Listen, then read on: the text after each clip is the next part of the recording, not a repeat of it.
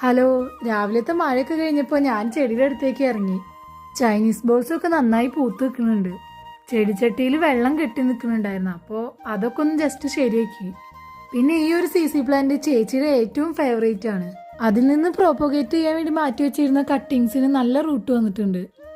2-3 leaf root വന്നിട്ടില്ല, കേടുവന്നു. ഇത് ചേച്ചി ഒരു 4 വർഷം മുമ്പ് വാങ്ങിയിട്ടുള്ള പ്ലാന്റ് ആണ്. ഇപ്പൊ ഞാനും അമ്മയും കൂടിയിട്ട് ഇതിനെ മാറ്റി നടാനുള്ള പ്ലാനാണ്.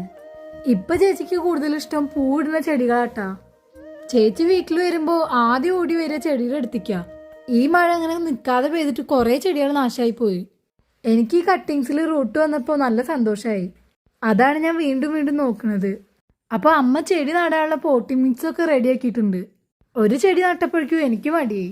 ആ പോട്ടിംഗ് മിക്സിലെ മണ്ണിര പോലത്തെ എന്തോ കണ്ടു. എനിക്കതിനെ പേടിയാ.